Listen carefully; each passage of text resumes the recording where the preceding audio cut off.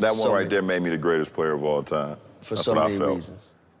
I was super, super ecstatic. The first wave of emotion was when everyone saw me crying. And then after I stopped, I was like, that one right there made you the greatest player of all time. You did something special. Naysayers and basketball savants that don't know nothing about basketball and telling me I should have shot that shot in Miami. Well, I did the same thing tonight because I trust my teammates and I make the right play every single time. What did you just say? I make the right play every single time. Say it again to my face. I make the right play every single time. Come again? I make the right play every single time. And it's just basketball. At the end of the day, it's just basketball. Well, maybe you're just making excuses.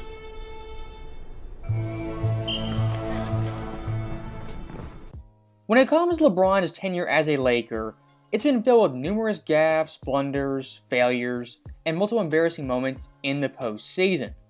But I gotta say, this series versus Denver takes the cake as the worst LeBron moment in Los Angeles. And specifically looking at Game 3 at home, down 2-0. This team just flat out quit, rolled over, and died on the basketball court. And looking at LeBron James, their so-called leader. Awful body language that game and the entire series. On the defensive end, fell asleep numerous times. Anytime there was a foul called, palms up, blaming teammates, pointing at the bench, blaming them. Now, if you can believe this, the most embarrassing part about Game 3 actually came in the post-game presser.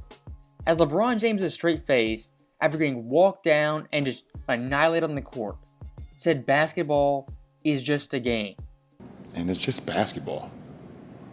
At the end of the day, it's just basketball. If basketball really isn't that important, I mean, just skip Game 4, go on vacation, 1-2-3 Cancun. And while you're at it, if basketball isn't that important, just a game, just retire, call it quits. Because at this point, this attitude is downright sickening.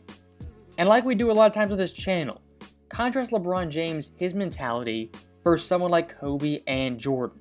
The greatest thing about the game of basketball to me is the passion, the love that I have for it. If I didn't have the love for the game of basketball, all the things that I just panned out to you in my career would have never been achievable. And it's just basketball. At the end of the day, it's just basketball. Michael Jordan and Kobe's mentality for today's players is just a lost art, something you don't have anymore. And looking at Kobe specifically, during the 2016 season, his last in the NBA, age 37 post-Achilles on his last legs. This guy still, for the fans, would play through pain. As nearing the end of his career at the end of the season, in a random game in Detroit, he told Byron Scott, "I'm going out there and playing for the fans." And Kobe in this game, he shot 2 of 15 and Lakers lost by 20. In the grand scheme of things, this game, irrelevant in history and just kind of forgotten with time. But for the fans who went to this game, maybe their one chance to see Kobe, this guy battling through injuries went out there for the fans and performed. If basketball for Kobe was only a quote-unquote game, he wouldn't be doing that at age 37. And looking back at the Denver series, like I said earlier, just a failure in all aspects as a leader, a teammate, as an NBA legend, or so-called NBA legend. All year long, ESPN, social media, Fox Sports, the mainstream sports media, they shut the Lakers down our throat 24/7. And entering the playoffs, what were we told? LA is a sleeper team, an underdog. They're going to give Denver a real run for their money. Those people should be ashamed of themselves. Ooh, we can beat anybody, anywhere, anytime. And somebody if we stay healthy, Lakers stay healthy, somebody gonna catch hell beating us 4 times in 7 games. And less than 2 weeks ago, people like Mike Greenberg, Stephen A. Smith, surprisingly Tim Legler, were saying a LeBron James championship run this season could move him past Michael Jordan as the greatest player in NBA history. If LeBron knocks this guy off in the next couple of weeks at this age and goes on to win a championship in the league, I think it does influence the conversation. It is a huge factor in the discussion. That right there is peak delusion and just peak ESPN Laker bias. As this Lakers team, they didn't win one series, let alone one game. And leading up to the series, they were talking finals and finals MVP. I mean, give me a break. And the worst thing about ESPN isn't those takes or their Laker bias. The worst thing is, after those crazy outlandish takes, there's no recourse, no revise what I said, take accountability, and I'm going to own it, I was out of my mind. Nobody ever goes back, acknowledges those takes, they just get pushed aside and flushed down the toilet.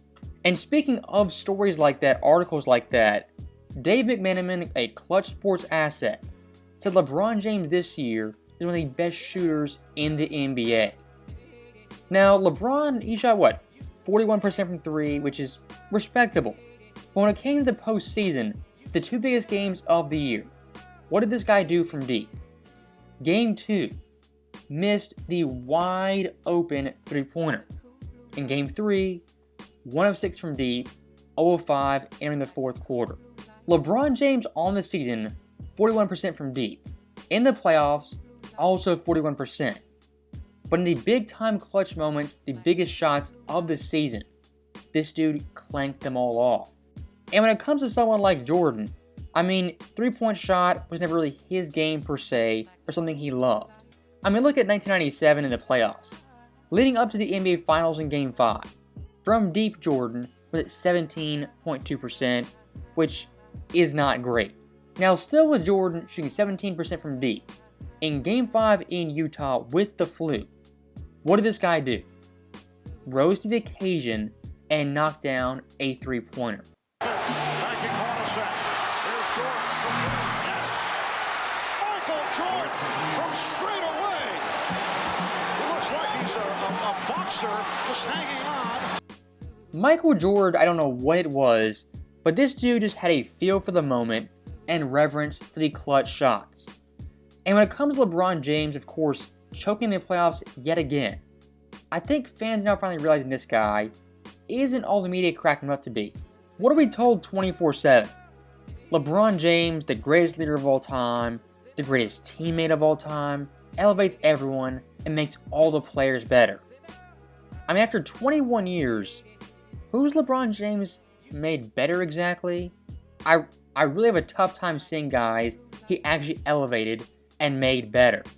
As looking at all of his stops in Cleveland twice, Miami, and especially Los Angeles, these teams, these players, the entire organization bends to his will.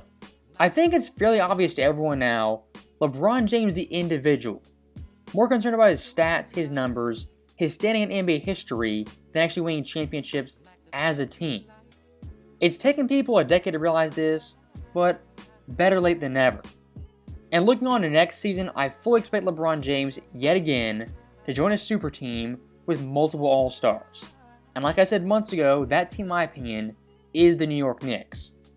And yet again, LeBron James, the continued path of joining All-Stars, demanding players, then blaming said players, losing, then leaving, rinse, wash, repeat, until you're 45. That is the LeBron James MO in the Clutch Sports playbook. And just so we're clear, Game 4 Lakers vs. Nuggets hasn't ended yet, and actually hasn't even started yet.